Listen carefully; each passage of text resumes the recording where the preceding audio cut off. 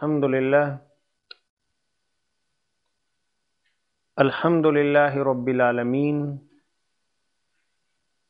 والصلاة والسلام علی سید الانبیاء والمرسلین علی من ارسلہ اللہ بالہدی ودین الحق لیظہرہ علی الدین کلہ ولو کرہ المشرکون وعلی آلہ واصحابہ ومن تبعہم بإحسان الی یوم الدین.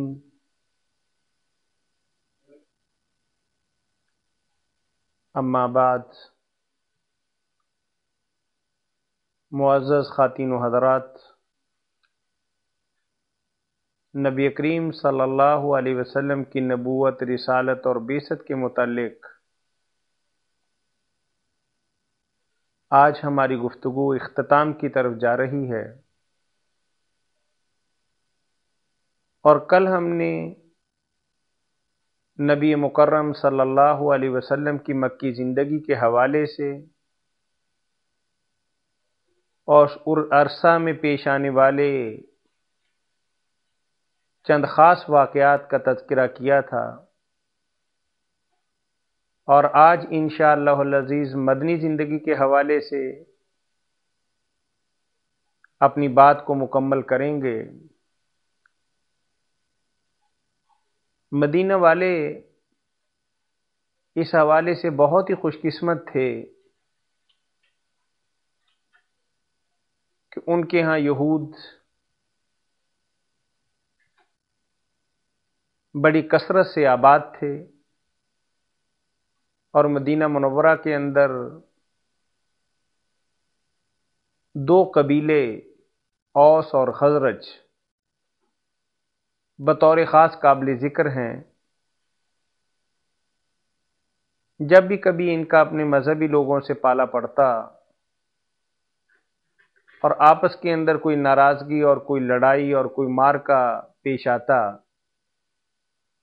تو یہودی عمومی طور پر انہیں کہا کرتے تھے کہ ایک پیغمبر آنے والا ہے، جب آئے گا تو اس کی معیت میں ہم شامل ہو کے اس کے جھنڈے تلے اکٹھے ہو کے آپ لوگوں کے ساتھ دفاع بھی کریں گے، مقابلہ بھی کریں گے، اور آپ کو زیر بھی کریں گے. اس لیے کہ نئے پیغمبر کے آنے کے حوالے سے مدینہ منورہ کے لوگ بڑی کثرت سے یہ خبریں سن رہے تھے. اب جب حج کے موقع پر اللہ کے نبی صلی اللہ علیہ وسلم نے بتایا کہ میں اللہ کا پیغمبر اور اس کا رسول ہوں، اور مجھ پر وحی آتی ہے، اور یہ اللہ کا پیغام ہے،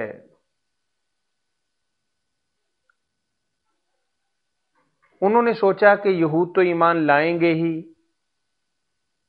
ہم کیوں نہ چاہے پہل قدمی کر کے اللہ کے نبی صلی اللہ علیہ وسلم کی نبوت اور رسالت کو تسلیم کر لیں.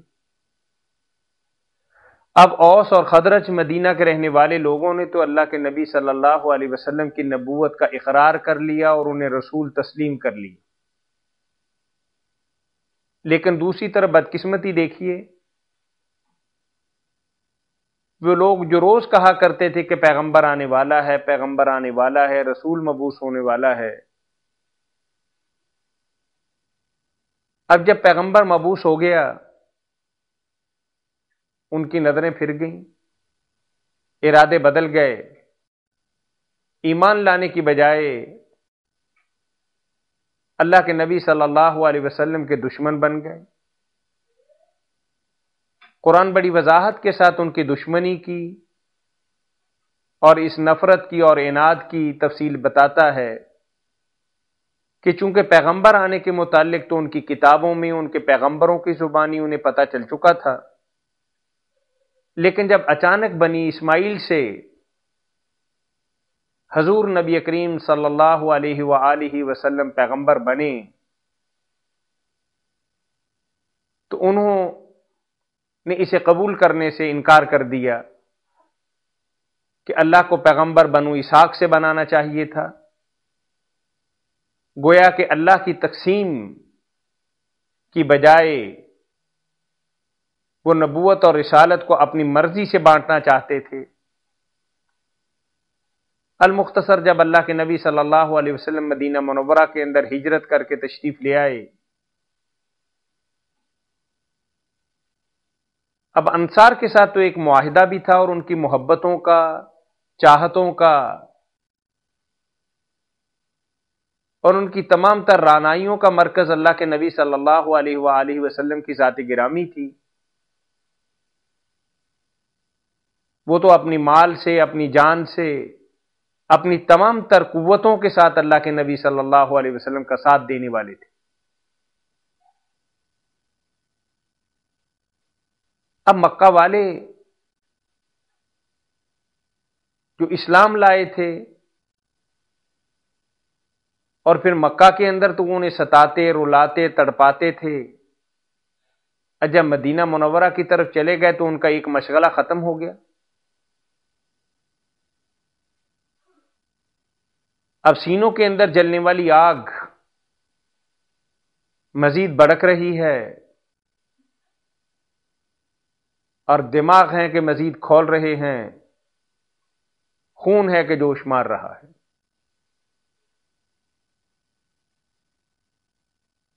ڈیڑھ ہی برس کے بعد غزوہ بدر کا مارکہ پیش آیا، اور اس مارکے کے اندر بھی کیا تھا اللہ کے نبی صلی اللہ علیہ وسلم کی نبوت، رسالت اور بعثت کی کل کمائی جو 15 برس کے عرصہ پر محیط تھی، کل 313 جانثار، معمولی ہتھیار، چند جانور، بے سر و سامانی کا عالم، اللہ کے دربار کے اندر ہچکیوں سے دعائیں کر رہے ہیں کہ اللہ اس تھوڑے سے جتھے کو کامیاب کرنا۔ بظاہر مجھے ایسے لگ رہا ہے کہ اگر یہ فوج بھی ماری گئی تو تیرا نام لیوا کوئی باقی نہیں گا۔ یہ بڑی محبت اور عقیدت کے ساتھ اور بڑی ارکریزی اور دن رات کی محنت کے بعد یہ تھوڑا سا ایک جتھا بنا ہے، اللہ تو ہی اسے کامیاب کرنے والا ہے۔ کم من فئۃ قلیلۃ غلبت فئۃ کثیرۃ باذن اللہ۔ اللہ نے کفار کے لشکر جرار پر تھوڑے سے مسلمان جو تھے انہیں فتح و کامیابی سے ہمکنار فرمایا۔ اب مشرکین عرب کے بڑی بڑی کلگیوں والے، بڑی گردنوں والے، بڑے جبہ و دستار والے 70 صنادید مارے گئے، اور 70 ہی کے لگ بھگ بڑے بڑے سورما رسیوں سے باندھے ہوئے مسجد نبوی میں اللہ کے نبی صلی اللہ علیہ وسلم کے قدموں میں پڑے، زندگی کی اور رحم کی اپیل کر رہے۔ چشم فلک نے یہ دن بھی دیکھا کہ اللہ کے نبی صلی اللہ علیہ وسلم نے فدیہ لے کر یا تھوڑے سے اور معاملے کے ساتھ کہ تعلیم اور تربیت کے میدان کو بھی خالی نہیں چھوڑنا، ان سے کام لے کر انہیں چھوڑ دیا۔ اب جن کے 70 مارے گئے ہوں اور 70 جنگی قیدی بن گئے ہوں، تڑپنا، رونا، بلبلانا اور سانپ کی طرح بل کھانا ایک فطری بات تھی۔ اگلے ہی برس پھر مدینہ منورہ پر چڑھ دوڑے، اور اس جنگ کے اندر بظاہر مسلمانوں کو شکست ہوئی، اور اس کی تفصیلات آپ بھی جانتے ہیں کہ اللہ کے نبی صلی اللہ علیہ وسلم نے چند 3 اندازوں سے یہ بات کہی تھی کہ آپ نے یہیں رکنا ہے۔ ہمارے ساتھ جو بھی معاملہ ہو، فتح یاب ہوں یا شکست کھا جائیں، جب تک ہمارا دوسرا حکم نہ آئے آپ نے اپنے قدم یہاں سے نہیں ہلانے۔ تو پہلے مرحلہ کے اندر مسلمانوں کو واضح فتح ہوئی، لشکر مال غنیمت اکٹھی کرنے لگ گیا۔ درے والوں نے بھی سوچا کہ جنگ تو ختم ہو گئی، اپنے سالار اعظم کے کہنے کے باوجود وہ میدان میں اتر آئے، درہ خالی چھوڑ دیا۔ خالد ابن ولید ابھی تک مسلمان نہیں ہوئے تھے، درہ خالی دیکھ کر مسلمانوں پر ایسے ٹوٹ پڑے کہ جان کے لالے پڑ گئے۔ جیتی ہوئی بازی ہار میں بدل گئی۔ اللہ کے نبی صلی اللہ علیہ وسلم کے دندان مبارک بھی شہید ہو گئے، چہرہ اقدس پر بھی زخم آئے۔ آپ کے حقیقی چچا سیدنا حمزہ رضی اللہ تعالیٰ عنہ اور دیگر جلیل القدر صحابہ کرام معرکہ کارزار کے اندر کام آئے۔ اب 2 ہی برس کے بعد، چونکہ اس جنگ کے اندر کوئی براہ راست اور واضح فیصلہ نہیں ہو سکا تھا، مسلمان اپنے طور پر سمجھتے تھے کہ فتح یابی تو اول مرحلہ کے اندر ہماری تھی، اگر ہمارے بندے تھوڑی غلطی نہ کرتے تو دشمن کبھی کامیاب نہیں ہو سکتا تھا، اور دشمن بھی کف افسوس مل رہا تھا کہ کاش کہ ایک بڑا ہی سنہری موقع آیا تھا کہ مسلمانوں کو صفحہ ہستی سے مٹا سکتے تھے۔ ادھوری بازی جیت کر واپس آ گئے۔ 10,000 کا لشکر غزوہ خندق سن 5 ہجری کے اندر، یعنی افتاد پر افتاد، پریشانی پر پریشانی، مصیبت پر مصیبت، اب ایک مہینے تک محاصرہ رہا۔ مسلمانوں نے مدینہ کے ارد گرد خندق کھودی، خود اس کے اندر اور دشمن اس کے باہر۔ دشمن خندق پھلانگ نہیں سکتا اور مسلمان بھی پھلانگ کر حملہ کرنے کی پوزیشن میں نہیں ہے۔ اللہ کی قدرت کاملہ، ضاقت علیہم الارض بما رحبت، ہنڈیاں الٹ گئیں، خیموں کی تنابیں اکھڑ گئیں، جانور بھاگ گئے، اور راتوں رات ایسا طوفان باد و باران آیا کہ دشمن بغیر جنگ لڑے اپنی جان بچا کر واپس اپنے علاقوں کی طرف چلا گیا۔ اب اللہ کے نبی صلی اللہ علیہ وسلم نے فرمایا کہ آج کے بعد کبھی بھی دشمن تم پر حملہ آور نہیں ہوگا۔ مسلمانوں کو کچھ سکھ کا سانس آیا۔ اب مدینہ منورہ کے یہودی بھی بار بار تنگ کر رہے تھے۔ بنو قینقاع کے ساتھ معاملہ پیش آیا، بنو نذیر کے ساتھ معاملہ ہوا، اور بنو قینقاع کو بھی مدینہ منورہ سے نکالنا پڑا۔ اب غزوہ خندق کے بعد حالات کسی حد تک مسلمانوں کے حق کے اندر بہتر تھے۔ آپ صلی اللہ علیہ وسلم نے اللہ کے گھر کی زیارت کا پروگرام بنایا کہ زمانہ جاہلیت کے اندر تو ایسا تھا کہ باپ کا قاتل بھی ان مہینوں کے اندر سامنے پھرتا ہو تو اسے کوئی تعرض نہیں کیا جاتا۔ 1400 صحابہ کرام کے ساتھ اللہ کے نبی صلی اللہ علیہ وسلم عمرہ کی ادائیگی کے لیے مدینہ منورہ سے نکلے۔ مکہ پہنچنے سے پہلے ہی دشمن اپنی تمام تر روایتی رواداری اور محبت اور تعلق کو بھول کر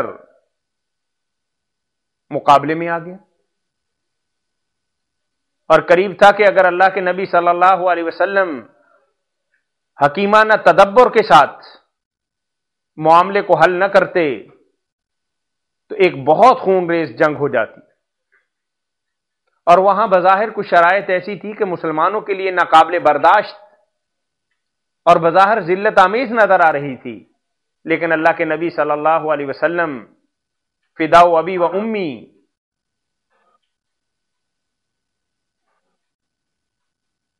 جو جنگ کے اندر شاید دنیا کے اندر کوئی ان سے زیادہ ماہر ہستی نہیں تھی، ایک زیرک سیاستدان کی طرح، ایک جنگجو سپہ سالار کی طرح، اور ایک مدبر حکمران کی طرح اللہ کے نبی صلی اللہ علیہ وسلم کے دشمن کے ساتھ ایک معاہدہ کر لیا، اور قرآن نے اسے فتح مبین سے گردانا۔ اب اس کا نتیجہ کیا نکلا کہ یہ فیصلہ ہو گیا کہ اگلے برس عمرہ کریں گے۔ 10 سال کا قریش کے ساتھ ایک معاہدہ ہو گیا۔ اب اندازہ کیجئے کہ مدینہ منورہ جن کی صبحیں اور جن کی شامیں مسلمانوں کو کاٹ کھانے کے لیے دوڑ رہی تھیں، یہود کے 3 مکار قبیلے آپ صلی اللہ علیہ وسلم کے تدبر اور حکمت عملی سے مدینہ منورہ سے نکل کر خیبر میں جا بسے تھے۔ صلح حدیبیہ نے ایک اور کروٹ بدلی کہ کائنات کی تاریخ بدلنے کا ایک سنہرا موقع اللہ کے نبی صلی اللہ علیہ وسلم کے دستے مبارک کے اندر آ گیا۔ اب یہود سے بھی معاہدہ ہو چکا، قریش سے بھی معاہدہ ہو چکا، اب سکھ کا سانس آیا۔ اللہ کے نبی صلی اللہ علیہ وسلم نے اس فرصت کو غنیمت جانا، رؤسائے عالم کیسر کسریٰ کو، دنیا کے دیگر حکمرانوں کو خط لکھے کہ اسلم تسلم، سلامتی اسی میں ہے کہ اللہ کے جھنڈے تلے آ جاؤ، اللہ کی وحدانیت کا اقرار کر لو، اور اللہ کے لائے ہوئے پیغام کے سامنے اپنی گردن کو جھکا دو، اور اسی کے اندر تمہاری بقا ہے۔ کچھ مان گئے، کچھ نے انکار کیا۔ اب قریش کی بدقسمتی ملاحظہ کیجئے کہ 10 سال کا معاہدہ 2 سال بھی نہیں چلا، طاقت کے گمنڈ کے اندر اس معاہدے کی دجیاں بکھیر دیں، اس کی شرائط کا انکار کر دیا۔ اب اللہ نے اپنے پیغمبر علیہ الصلوۃ والسلام کو ایک اور خوبصورت اور انتہائی اہم موقع عنایت فرمایا، اور وہ موقع تاریخ عالم کے اندر، پوری کائنات کی تاریخ کے اندر ایک یادگار دن کے طور پر سمجھا جا سکتا ہے۔ اللہ کے نبی صلی اللہ علیہ وسلم نے فرمایا کہ مکہ والے ایسے باز نہیں آئیں گے، یہ تو معاہدوں کا بھی پاس نہیں کرتے، ہم ان کا وطن چھوڑ آئے، علاقہ چھوڑ آئے،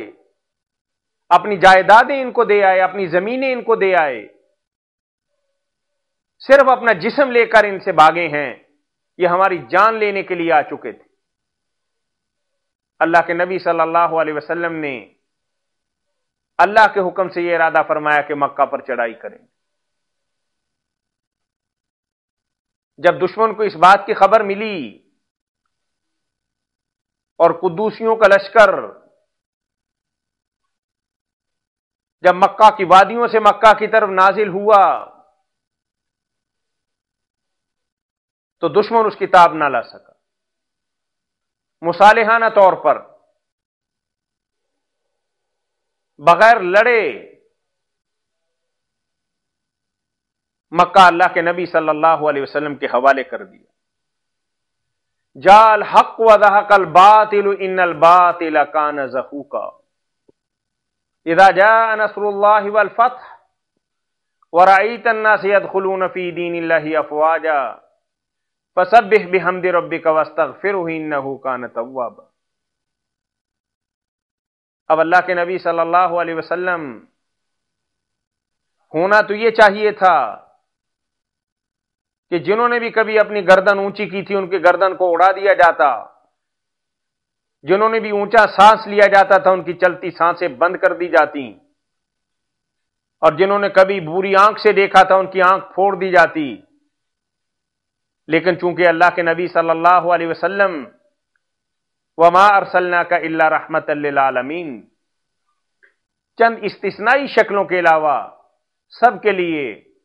عام معافی کا اعلان کر دیا، اور بیت اللہ کے اجتماع کے اندر سرداران قریش بھی کھڑے ہیں، تیر اور تلواریں اٹھانے والے بھی کھڑے ہیں، اسلحہ اور بارود چلانے والے بھی کھڑے ہیں، اور اللہ کے نبی صلی اللہ علیہ وسلم کو مکہ سے نکالنے والے بھی کھڑے ہیں، اور رحم کی اپیل کر رہے ہیں۔ اور آپ صلی اللہ علیہ وسلم نے بھی فرمایا کہ انتم الطلقاء لا تثریب علیکم اليوم۔ اب اللہ کے نبی صلی اللہ علیہ وسلم واپس مدینہ منورہ تشریف لے آئے۔ مکہ جہاں سے نکالے گئے تھے، فاتح ہونے کے باوجود مکہ کے اندر نہیں رہ دے، کہ جنہوں نے اپنی محبتیں اور اپنی توانائیاں اور اپنا مال اور جان، ہر چیز اللہ کے نبی صلی اللہ علیہ وسلم کے لیے نچھاور کر دی تھی، اللہ کے نبی صلی اللہ علیہ وسلم انہی کے ساتھ جینا اور انہی کے ساتھ مرنا چاہتے تھے۔ اور قرآن تو یہ بات کہتا ہے،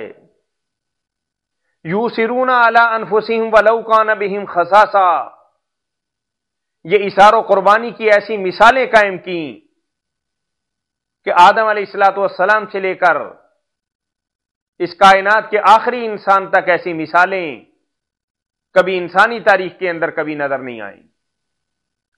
اب اللہ کے نبی صلی اللہ علیہ وسلم مدینہ منورہ تشریف لائے، اور آپ کی حیات مبارکہ کا دیکھیے کہ جنگیں بھی جاری ہیں، لڑائی جھگڑے بھی ہیں، بین الاقوامی مجاہدات بھی ہیں، علاقائی مسائل بھی ہیں، اور اس کے ساتھ ساتھ اللہ کے نبی صلی اللہ علیہ وسلم ساتھیوں کی تعلیم تربیت سے بھی غافل نہیں۔ اصحاب صفہ کو دیکھ لیجئے، دیگر صحابہ اکرام کے معمولات اور معاملات کو دیکھ لیجئے، یہ سارے طریقے اللہ کے نبی صلی اللہ علیہ وسلم کی ہماری شخصیت تن تنہا اس مارکہ کاردار کے اندر سرگرم عمل تھی۔ اور بالآخر چلتے چلتے اللہ کے نبی صلی اللہ علیہ وسلم نے سن 10 ہجری کے اندر حج فرمایا، اور اس حج میں ایک ایسا تاریخی خطبہ دیا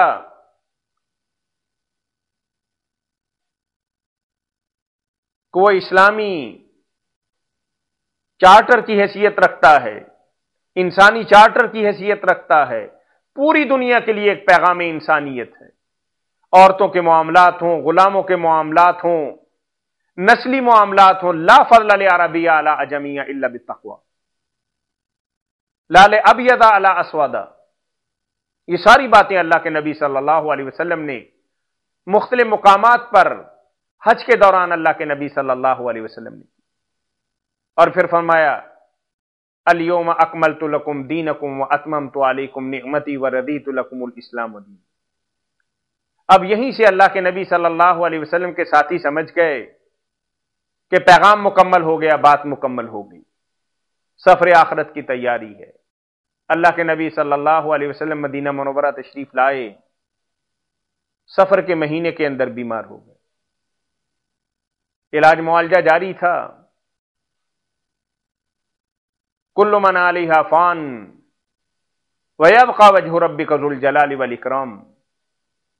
یہ معاملہ چلتا رہا، اور بالآخر 12 ربیع الاول، جسے آج کا مسلمان پیدائش کے طور پر مناتا ہے، اور شاید کوئی صحیح روایت بھی اس کی تصدیق نہیں کرتی، لیکن دنیا جہان کی کتابیں اور تاریخ اور سیرت اس بات پر متفق ہے کہ 12 ربیع الاول نبی کریم صلی اللہ علیہ وسلم کے سفر آخرت کا دن ہے۔ اللہ کے نبی صلی اللہ علیہ وسلم نے حجۃ الوداع کے موقع پر بار بار امت مسلمہ سے ہاتھ اٹھوا کر، انگلی اٹھوا کر یہ بات کہی کہ کیا میں نے اللہ کا پیغام آپ تک پہنچا دیا، کہ اللہ کی جو ذمہ داری میرے اوپر عائد ہوتی تھی سیاہ و سفید سمجھانے کی، برا بلا سمجھانے کی، رحمانی اور شیطانی پگڈنڈیوں کا واضح طور پر ادراک کروانے کی، کیا وہ ساری باتیں میں نے تمہیں بتا دی؟ اور اس سب کچھ کے باوجود دیکھیے کہ اللہ کے نبی صلی اللہ علیہ وسلم 11 بیویوں کے شوہر، یعنی گھر کے معاملات، باہر کے معاملات، صفہ سالاری کی باتیں، قیادت و سعادت کے تقاضے، یہ ساری باتیں اللہ کے نبی صلی اللہ علیہ وسلم کی ذات اقدس یہ سارے معمولات اور معاملات کو چلا رہی۔ اب ہم تھوڑا سا آخر کے اندر ذکر خیر نبی کریم صلی اللہ علیہ وسلم کی زوجات مبارکہ کے حوالے سے میں رحمت للعالمین کے ایک صفحے سے عرض کرتا ہوں کہ نبی کریم صلی اللہ علیہ وسلم نے سب سے پہلی شادی خدیجۃ الکبریٰ کے ساتھ کی۔ اس وقت بی بی کی عمر 40 سال تھی اور وہ 65 برس کی عمر کے اندر اللہ کو پیاری ہوئی، اور 25 سال تک نبی کریم صلی اللہ علیہ وسلم اور خدیجۃ الکبریٰ کا ساتھ رہا، اور نبوت کے یہ 10ویں برس یعنی ہجرت سے 3 سال پہلے مکہ ہی کے اندر فوت ہوئی۔ اور دوسری شادی اللہ کے نبی صلی اللہ علیہ وسلم نے بی بی سودا رضی اللہ تعالیٰ عنہا سے خدیجۃ کبریٰ کی وفات کے بعد اسی سال سن 10 نبوت میں کی، اور اس وقت حضرت سودا کی عمر 50 سال، نبی کریم صلی اللہ علیہ وسلم کی عمر 50 سال، جبکہ بی بی کی عمر 72 سال تھی۔ مدینہ منورہ کے اندر حضرت سودا کا انتقال ہوا، بی بی سودا کا اور نبی کریم صلی اللہ علیہ وسلم کا 14 برس کا ساتھ تھا، یعنی خدیجۃ الکبریٰ کے بعد سب سے لمبا ساتھ جو ہے وہ اللہ کے نبی صلی اللہ علیہ وسلم کے ساتھ حضرت سودا کا تھا۔ اور سن 11 کے اندر یعنی نبوت کے 11ویں سال یعنی ہجرت سے 2 برس پہلے عائشہ صدیقہ رضی اللہ تعالیٰ عنہا سے شادی کی۔ 9 برس ان کی عمر تھی۔ آپ صلی اللہ علیہ وسلم کہ اس وقت عمر، یہ کل عمر انہوں نے 63 برس پائی ہے، اور مدینہ منورہ کے اندر ان کا انتقال ہوا، اور 9 برس اللہ کے نبی صلی اللہ علیہ وسلم کے نکاح کے اندر رہی۔ حضرت حفصہ کے ساتھ نبی کریم صلی اللہ علیہ وسلم نے غزوہ احد کے بعد سن شعبان 3 ہجری کے اندر شادی کی، اور بی بی کی عمر اس وقت 22 سال تھیں، اور مدینہ منورہ میں ان کا انتقال ہوا، اور 8 برس اللہ کے نبی صلی اللہ علیہ وسلم کا اور حضرت حفصہ کا ساتھ رہا۔ زینب نام کی 2 عورتیں اللہ کے نبی صلی اللہ علیہ وسلم کے نکاح کے اندر تھیں، ایک زینب بنت خزیمہ، یہ ان کے ساتھ بھی 3 شعبان یعنی 3 ہجری کے اندر شادی کی، اور ان کا نبی کریم صلی اللہ علیہ وسلم کا ساتھ صرف 3 ماہ کا رہا۔ یہ سب سے کم عمر ہے جو زوجیت کے اندر اللہ کے نبی صلی اللہ علیہ وسلم کے ساتھ رہیں۔ پھر اس کے بعد ام سلمہ 4 ہجری کے اندر شادی ہوئی، اور مدینہ منورہ ہی کے اندر فوت ہوئیں، اور 7 برس کا اللہ کے نبی صلی اللہ علیہ وسلم کے ساتھ ہوا۔ اور وہ بی بی جن کے نکاح کو ایک افسانے کے طور پر مشرکین مکہ نے زینب بنت جہش 5 ہجری کے اندر ان کے ساتھ شادی ہوئی، 6 برس کا ساتھ رہا، اور مدینہ ہی منورہ کے اندر یہ بی بی فوت ہوئیں، اور اللہ کے نبی صلی اللہ علیہ وسلم کی ازواج مطہرات میں ان کی رحلت کے بعد سب سے پہلے فوت ہونے والی بی بی زینب بنت جہش تھی۔ پھر حضرت جویریہ کے ساتھ سن 5 ہجری کے اندر شادی کی، 6 برس کا ساتھ رہا، یہ بھی مدینہ کے اندر فوت ہوئی۔ ام حبیبہ، ان کے ساتھ اللہ کے نبی صلی اللہ علیہ وسلم نے سن 6 ہجری کے اندر شادی کی، 6 سال کا عرصہ ساتھ رہا، یہ بھی مدینہ کے اندر فوت ہوئی۔ صفیہ ہویہ بن اخطب کی بیٹی، ان کے ساتھ سن 7 ہجری کے اندر شادی کی، اور 3.25 سال کا عرصہ اللہ کے نبی صلی اللہ علیہ وسلم کا اور آپ کا ساتھ رہا، اور مدینہ منورہ ہی کے اندر انتقال ہوا۔ حضرت میمونہ سن 7 ہجری کے اندر ان کے ساتھ شادی ہوئی، اور 3.25 سال کا عرصہ اللہ کے نبی صلی اللہ علیہ وسلم کے نکاح کے اندر رہیں، اور مکہ معظمہ کے اندر یہ دفن ہوئیں۔ اور اس کے ساتھ ہی ہم اپنی گفتگو کو اختتام پذیر کرتے ہیں اس دعا کے ساتھ ہی کہ اللہ تعالی ہمیں نبی کریم صلی اللہ علیہ وسلم کی اسوہ مبارکہ پر عمل کرنے کی توفیق عنایت فرمائیں۔ وصلی اللہ تعالی علی خیر خلقہ محمد وآلہ وصحبہ اجمعین برحمتک یا ارحم الراحمین۔ السلام علیکم ورحمۃ اللہ وبرکاتہ۔